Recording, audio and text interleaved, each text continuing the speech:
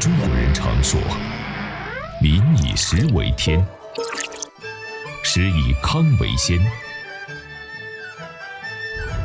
人的一生平均要摄入多达60吨的食物，其中有健康食物，也有不健康的食物，有健康吃法，也有不健康的吃法。中国人常说民以食为天，这个天就是老百姓的生命和健康。我们很多的疾病都和饮食有关，让我们从今天开始一起学习正确的饮食，共同收获健康与长寿。我是杜丁。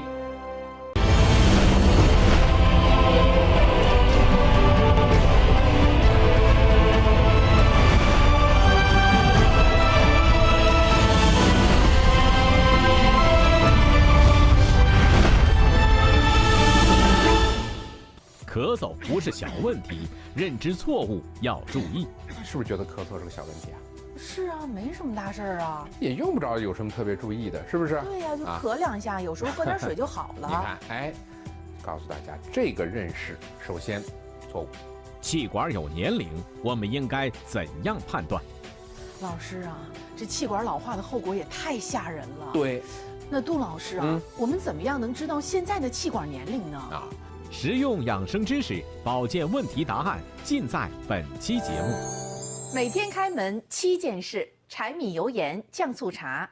大家好，欢迎收看今天的节目，我是主持人欣欣。在我身边的依然是大家最喜爱的杜丁杜老师。杜老师你好。欣欣好，观众朋友们大家好。老师啊，今天我有一件事儿要求您。老师，像我呀是做主持人的，有的时候呢说话一多，用嗓过度，就容易咳嗽。您能不能给我出个方子，帮我解决一下咳嗽这个小问题呀？咳嗽确实是个普遍的问题，但是我想在这儿啊，要纠正大家关于咳嗽的这个认知里面有一个错误。错误？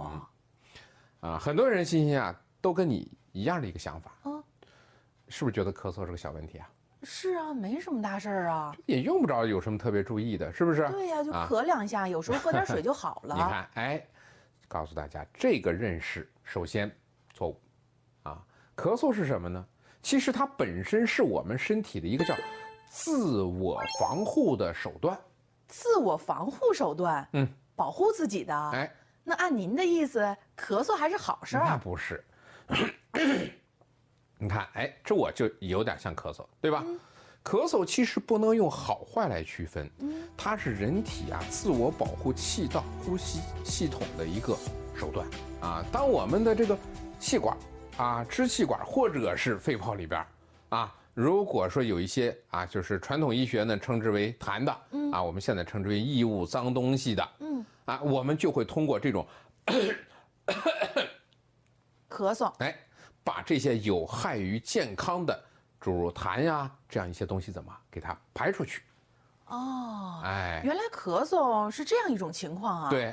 那我长时间的咳嗽把身体里的痰都给它排干净是不是对健康有帮助啊？这个想法还真不对了因为长时间的反复的咳嗽反而就是一件坏事了。总咳嗽就不是好事了。因为在我们的气管里边不管是气管还是支气管，存在的有一种东西叫气管纤毛，它会向上摆动，不断的摆动，不断的摆动，就是把原本你看我们受重力影响这种灰尘对吧，或者形成的痰液呀，本来应该是往下走，是不是？对呀。让给它往上摆动，运送到喉咙这儿，然后你觉得有个异味。把痰就咳出去了是不是？但如果你说那我反复的咳，气管是不是总会受刺激？对呀。那么长时间的这样的咳嗽，是不是就会让气管的纤毛处于一种叫过劳的状态？哎呀，还真是一直在摆动。那它是不是就会累啊？对。那如果说你要是1天2天无所谓，你天天总这么咳，累到一定的时间，或者说累到一定界限了，这个纤毛它自己就出现了一个什么问题啊？我们讲就是你身体是30岁的身体，但结果你这个纤毛变成了50岁的纤毛的寿命。哎呦，是不是就它后面的功能就下降了？对，什么都是有寿命的。所以我们人体这个纤毛的这个活动摆动能力，和气管的年龄一样。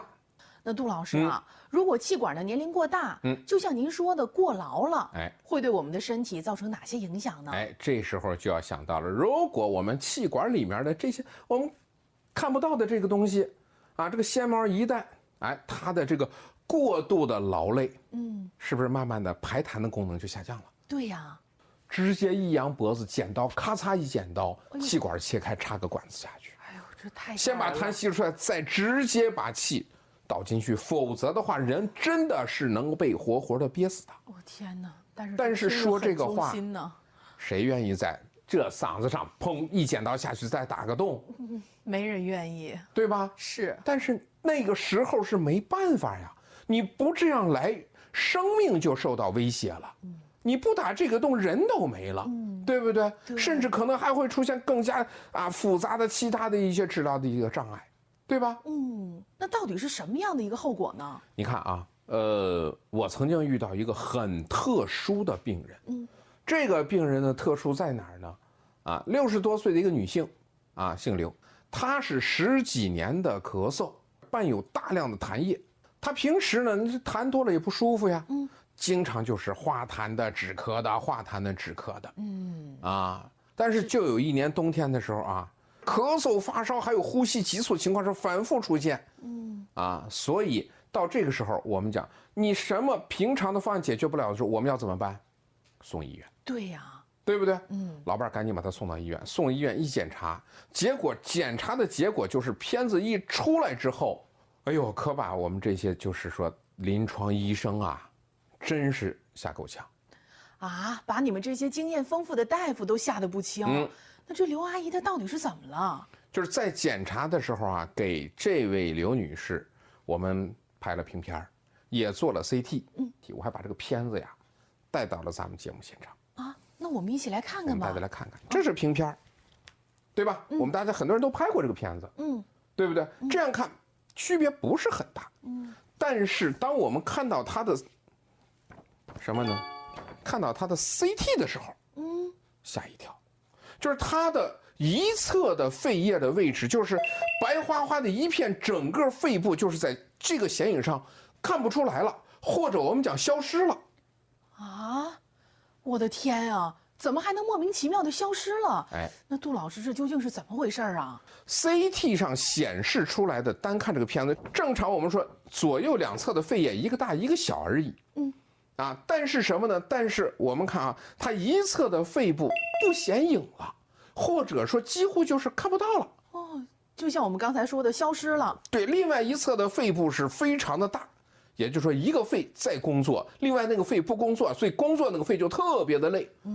肺扩张特别大，肿胀，而且这个情况当时特别的危急危急到什么程度呢？你想一想，一侧的肺的功能几乎丧失了，所有呼吸的这个功能全靠一边的肺在干活，这压力就大了。那你想他得多累对，而且这种过程当中，肺就是过度的充气，可能会瞬间造成肺泡的破裂，然后这种会诱发出现出血，甚至导致呼吸衰竭，然后马上就会诱发心跳骤停。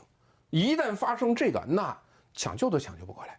这是相当危险的。所以当时一看这个片子，马上直接就安排急诊手术，马上上手术了。究竟是什么情况？开胸等取出来的之后，就是我们可以说当时在场的所有的医生大吃一惊。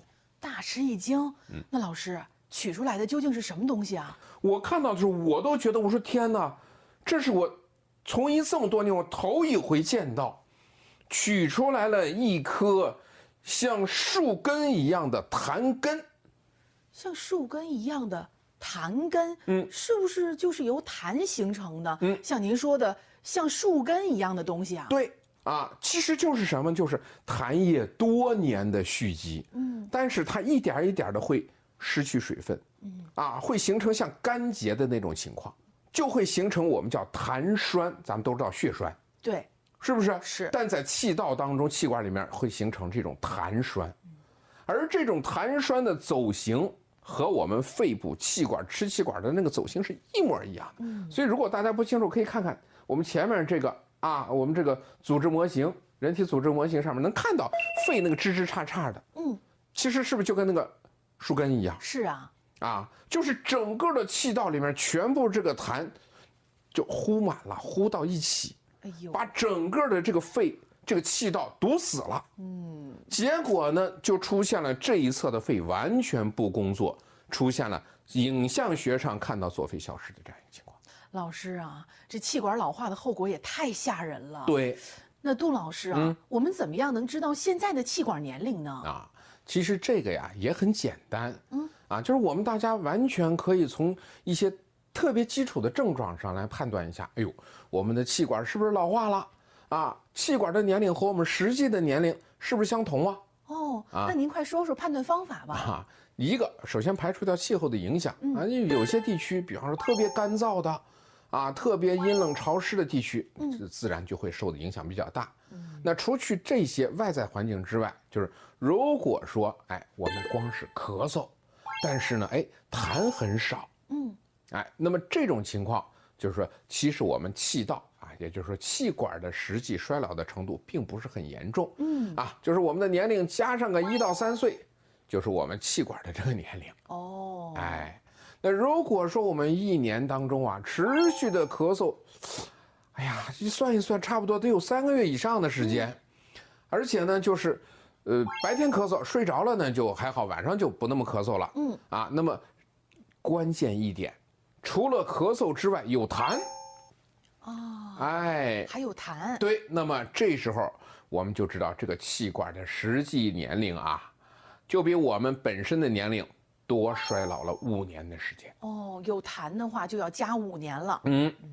那如果说在这个基础之上还有喘，那么这种状况出现了喘了，又有咳，又有痰，又有喘，那这个气道的年龄就比我们实际的年龄啊，至少衰老了10岁。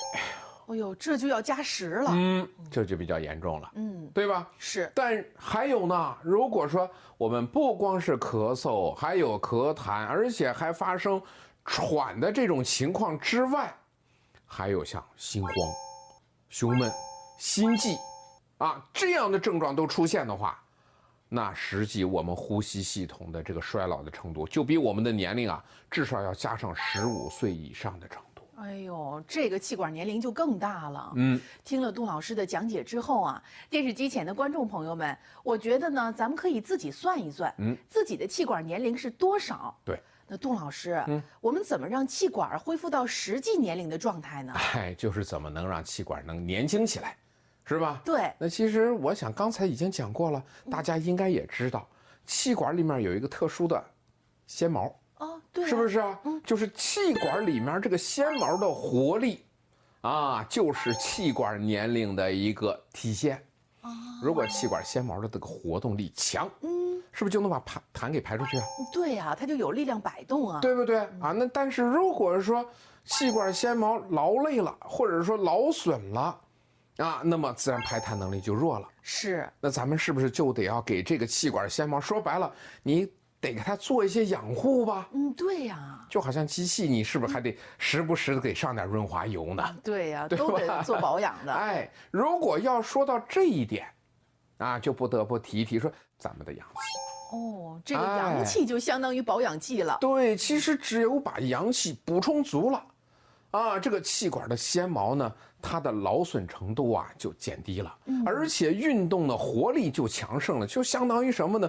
它的摆动程度特别有劲儿。对。那是不是原来身体里面的素痰都可以帮着一点一点的排出来？对，排污的能力就强多了。对，这样一来呢，减少了刺激气管的东西，是不是咱们咳嗽就少了？是啊，对吧？呼吸是不是就顺畅了？对呀，胸不闷了是不是慢慢的心慌的程度也减低了，就不用总倒气儿了？这也是自然的。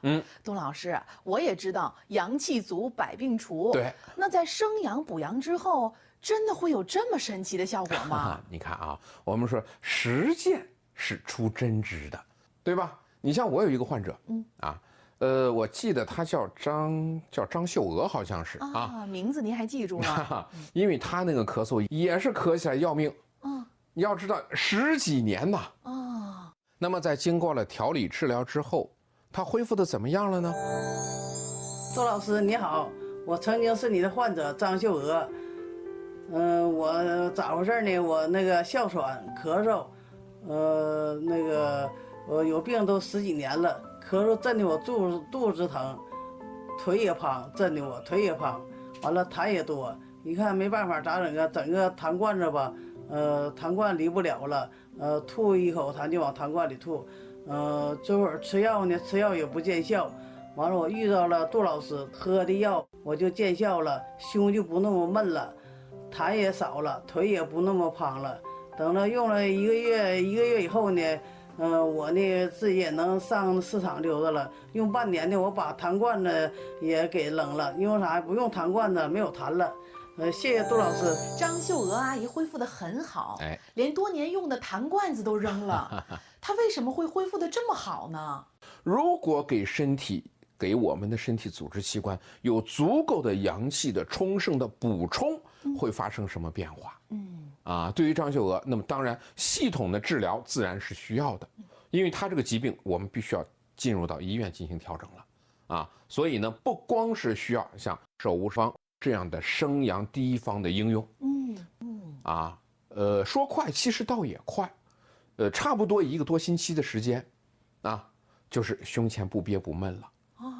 这真挺快了。就是用了不到1个月，他不用再那么团着抱着那个痰盂了，哎呦，腿肿也消失了，太好了，能基本半躺着睡下去了。是啊，这已经解决不少问题了，而且痰量是明显减少了。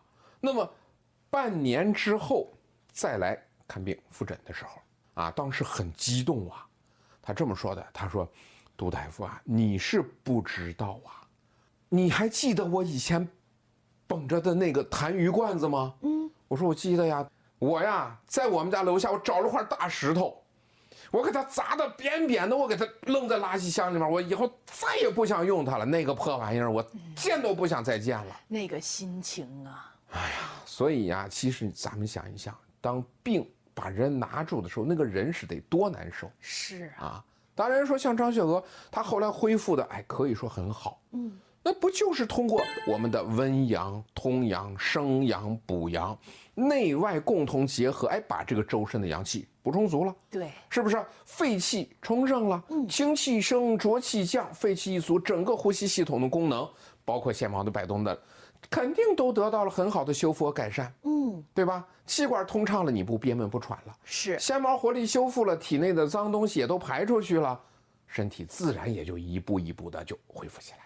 原来啊，阳气充足，对于呼吸系统也有这么好的功效。对，怪不得呢。每到开放体验手无方的时候，我嗓子的状态都非常好，是吗？浑身也特别舒服。杜老师，那今天的手无方就让我来带着大家体验吧。行，可以。这次呀，欣欣你来带着咱们的观众朋友们一起来品味。好的，那电视机前的观众朋友也跟着我和杜老师一起，咱们先来品第一口。注意这第一口别着急往下咽，先用舌头绕一绕。对，让药效啊在口腔里边充分的被吸收。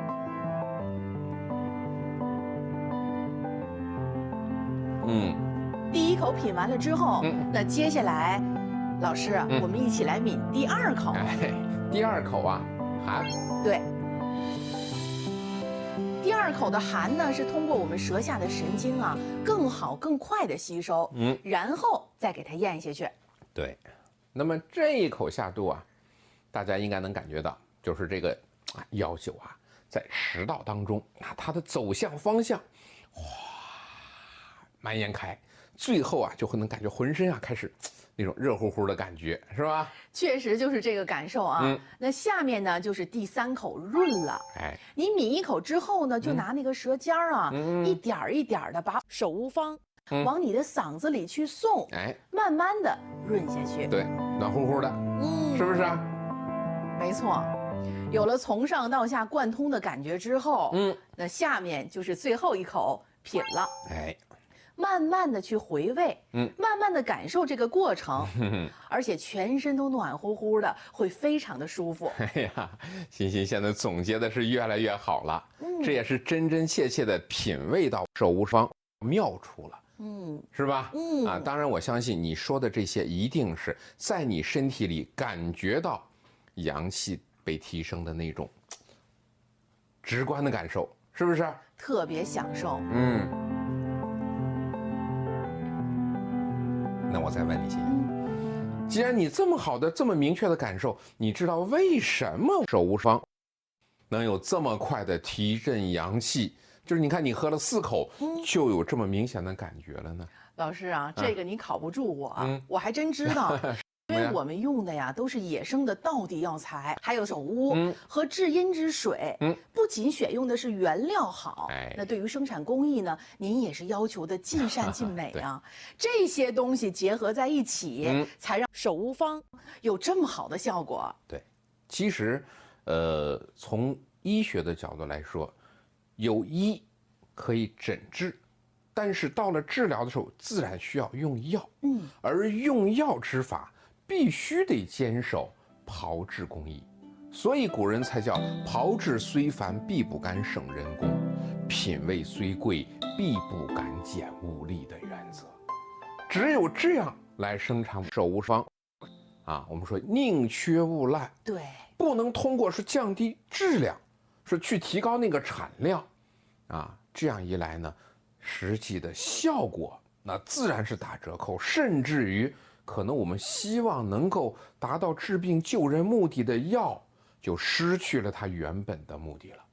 那达不到手无双用药标准的药材，我们是坚决不会用的。是啊，当然看过咱们之前节目的观众朋友应该也知道，哎呀，现在药材的价格是真是打着滚的往上涨。但是只要药材达到了我们用药标准的，啊，哪怕价格再贵，我们也得要用。啊，因为药品的质量和疗效，这是关乎患者生命健康的大事儿，这是容不得半点马虎的。老师说的太好了，药材好，药才好。也正是因为我们一直坚守原则，精益求精，所以才有了今天药效这么好的手乌方。好的，感谢杜老师的精彩讲解。那下面我们就一起进入今天的实话实说。精准取穴，帮助恢复31年老咳喘。平时啊，哪怕不活动的时候也可以，就是按一按，有一个叫中府穴，坚持生阳，给人以恢复健康的信心。我这不又订了24瓶？好，哎，坚持用到现在呀，我十分的有信心呐，把我这个病治好了。精彩内容马上为您呈现。我们直播间的健康咨询热线已经为您开通了，有任何的健康问题，您都可以通过屏幕上的联系方式找到我们，让11杜老师帮您答疑解惑。我们来接通尾号7784这位观众的电话。这位朋友你好。您好。您好，您是杜老师吧？啊，是我，您好。杜老师，哎呀，太好了，您好，您好。杜老师啊，我可是您的忠实听众啊。因为啥呢？您这节目啊办得太好了不仅是给我们生活带来了乐趣，还给我们这身体啊带来了健康。我是咱们受益者了。我今年我跟您说，我是65岁了。34岁的那年头，因为我呢在老家呀住平房，总是生炉子。对。结果呢，被这个烟呐打着了。哎呦，就落下一个嘛呢，咳嗽的这个毛病。哎呦，这个不好。对，好长时间不见好啊。哎呦，后来实在没有办法了，不行了，感觉顶不住了，我赶紧上医院，让医院的医生看看吧。到那医生啊说我是什么呢？气管炎。一咳嗽吧，就是那个白色的泡沫痰。哎呦，这个嗓子眼里头啊，都跟拉风匣子似的，嘶嘶的那么响啊。哎呦，你别说了，真是特别遭罪呀。吃饭呢也费劲。你就是连个晚上睡觉都得坐着睡呀。对，躺不下去。这心口窝了还得顶着把那个枕头啊顶着点。一咳嗽就真的就是感觉到真的自个儿这五脏六腑啊都在疼。这不这后来呀，我呢看电视，偶尔就在电视上看到杜老师您的讲座了。嘿嘿，您说提升阳气，人才健康。对，我就觉得就得试试，想试一试。刚用到半个月的时候啊，我有效果了啊！我发现呢，我的痰少了。你想嗓子从前给拉风扇似的那个嘶响的声音啊，也小了。好，咳嗽喘呐，比从前好多啊。我这不又订了24瓶。好。坚持用到现在呀，我十分的有信心呐，把我这个病治好了，有这么好的效果这么快，全是因为杜老师用的都是这个野生的这地道的药材呀。对。不过我这老听您的节目说，最近杜老师厂家要涨价的这个事儿。这个事儿我听了，我是这么个感觉，是可以理解的，因为什么呢？你现在这物价都在涨，更何况咱这野生的药材价格更不用说了。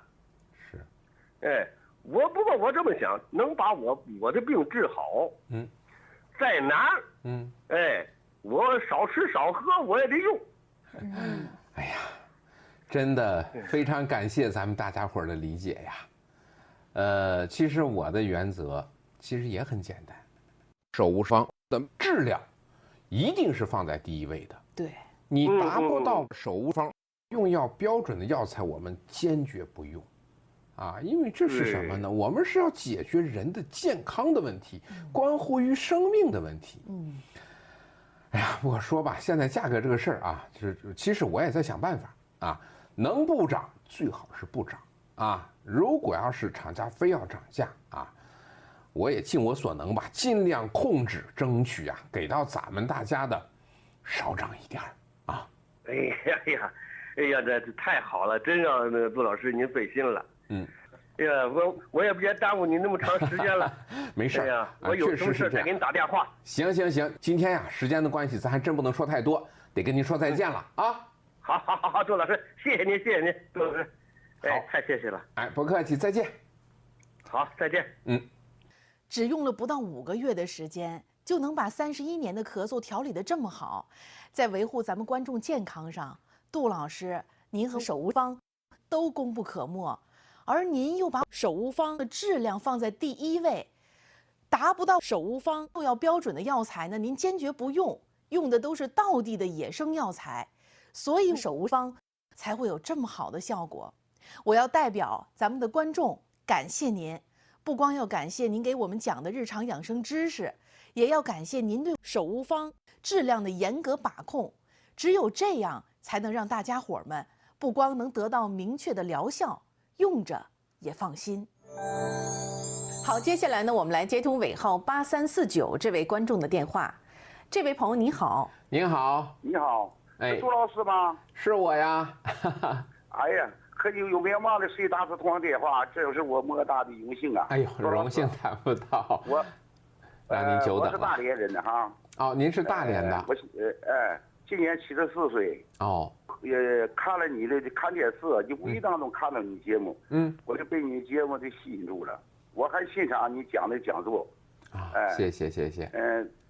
特别是教我们怎么就教我们健康的饮食啊，怎么吃能吃出健康来，把这个吃出的病再治回去。对，所以说呢，我是你忠实的粉丝吧。谢谢。所以我经常看你的节目。我你不这个艺术精湛呐，艺德更为高尚。哎呀，谢谢。你要免费给大伙送那些药，又给大伙有这出治病法，确实你是个大好人呢。所以呢。我现在呢，我跟你说一下，杜老师哈，我呢是一体多病人呢。哦，一体多病。年轻的时候啊，老觉得自己身体好，说不重视身体，对，说不在乎，随着伴着年龄的增长吧，五脏六腑功能下降，对，所以疾病伴随而来就来了。我现在有点，我跟你说一下，朱老师啊，我现在有糖尿病，得了反正5、6年吧，5、6年。过去是我也没吃药，只要吃药副作用挺大的，我就没吃，就控制饮食吧，控制饮食加上就是，管住嘴，迈开腿吧，锻炼，说是，头2年控制挺好，有时候控制在5点几，还行，说从这个去年这个冬天在家就没出去，这水果啊，在家上火就吃些水果，水果吃这冬天这个血糖就上来了，哎呦。那个症状出现了，就是睡不好觉了，半夜醒了，有正经的症状。血压也跟着的也升起来了。啊，血压也跟着往上走了。这些开出老年检查，我去量的血压那个血糖吧，7.0和7.几吧，还不算太高，还行。但是这段时间吧，所以症状不舒服，有晚上就下半夜啊，就是2、3点钟就睡不着觉，醒了再也睡不着觉了。哎呦，所以说呢，不好。我看了你那个节目吧，又出了5方。对。等我喝了半瓶的时候，我就觉得浑身的哈，有精神，就是喝了以后觉得身上有精神了，有精神头了，食欲还大增，吃饭还特别香，现在就好像吃不饱一样，老觉得吃不饱，吃什么都特别香，再喝一段时间就觉得就腿走路啊也有点劲儿了，轻松了，对。再喝些日子啊，就更强了。我腰椎啊、增生压迫神经了。腿疼。对。特别是天冷冬天的时候，走路的时候啊，就这个冬天吧，就无意当中就卡到，就这个膝盖上就这儿一下疼，一下就不好使了，就卡那去了，卡倒了。对。所以冬天呢，能卡过3、4回吧。哎呦。所以说呢，上楼吧，还扶着栏杆，对，你生怕卡倒了。对呀。抢着去。所以说呢，从喝了以后哈，也就是到现在为止，我喝了2个多月吧，喝了跑到5瓶了，我现在的感觉呢，这个腿哈，这个走路来说呢，再没有那个症状，从来没卡倒过，不卡倒了，走路还有劲儿。上楼呢也不用扶栏杆了，再不怕卡倒了，多好啊！所以说后期又搞活动了，我一看觉得精神挺好，我又订了，一大组、2大组吧，20瓶。我就不是一体多病啊，不但有还糖尿病，对呀，就是还有风湿啊，身上就是那个是啊，浑身就说不出来，浑身就疼，就是不知道疼的时候就像发木一样，就没感觉到哪股劲疼，哪股劲疼。就是喝饭后就感觉出来，喝不长时间就感觉出来，身上哪股劲疼，哪个神经疼，好像敏感了，好像不醒目了，所以说再喝以后啊，到现在为止吧，这些症状呢都减轻了，我还腰椎像颈椎还增生，最下块下折，对，这个膀子，这个膀子就是肩周炎，我的胳膊都伸不直，拘紧，所以说从喝了之后啊，这膀子也轻快了。不那么疼了。完了，你说的那个干啥？也连抹带喝吧，滚抹颈椎。对，颈椎2个大筋呢，也不那么酸溜溜的，对，都舒服多了。挺好，挺好。是真好。这给我们节约吧，给我们病节约不少痛苦吧。其实还有就是，我的血压。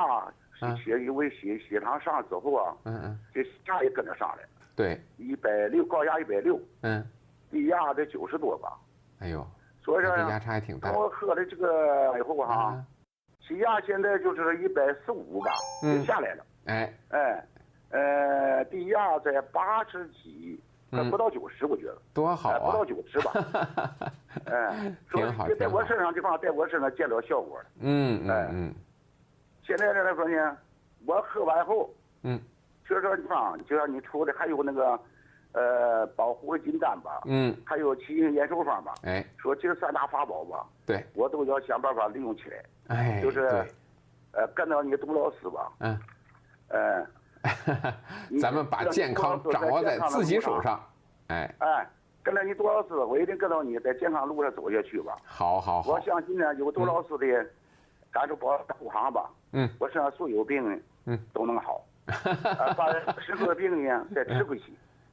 是活得健康和长寿。杜老师啊，你不要光为我们的病，说劳累了啊，影响你的健康啊。不会，你想，我给大家讲健康，我自己肯定也得注意的，您放心吧啊。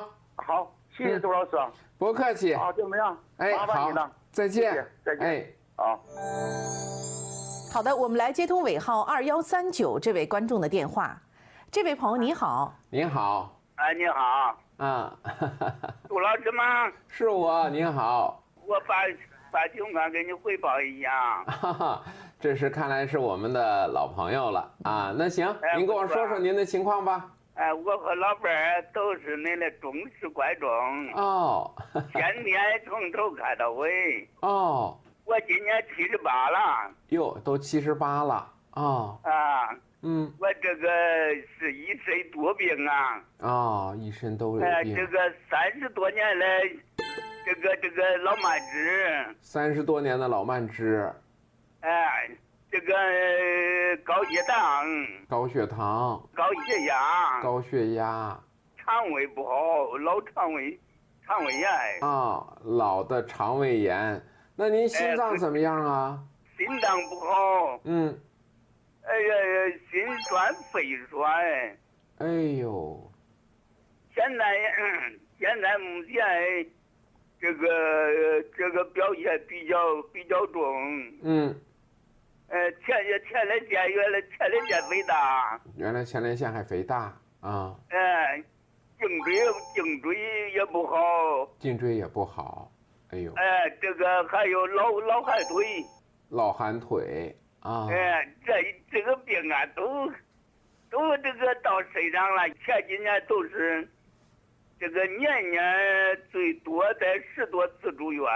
哎呦，年都得上医院住院是吧？年都得上医院，最多是10几次，少的说也得1、2次、2、3次。这个玩用了4个多月了。4个多月了有什么变化吗？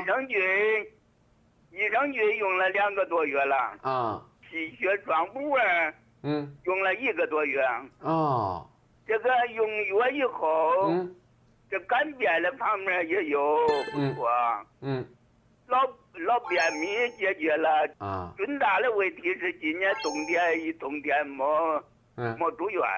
最大的感觉就是这一冬天都没往医院跑是吧？对了，身体又不好了就喝个方。生阳基本上就能解决。对。这个问题比较有明显的感觉。睡眠改善了。睡眠也改善了那么中医上讲到的说什么呢？您的这个气虚，现在这个虚到什么程度呢？就是已经到了入脏腑的程度。行，那这时间的关系我就不能跟您说太多了，那就这样跟您说再见了。再见，杜老师，休息吧。再见。爷爷原来是医院的常客，那用完药之后呢，可以说这一冬天都没怎么往医院跑，没去过。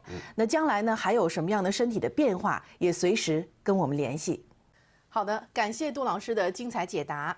电视机前的您，如果也有健康方面的问题想要咨询，随时可以通过屏幕上方的联系方式找到我们，让11杜老师帮您答疑解惑。好，今天的节目就到这里了，我们下期节目再见。中国人常说，民以食为天，食以康为先。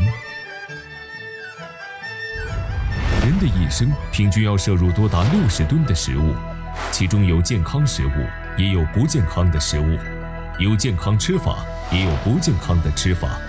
中国人常说，民以食为天，这个天就是老百姓的生命和健康。我们很多的疾病都和饮食有关，让我们从今天开始，一起学习正确的饮食，共同收获健康与长寿。我是杜丁。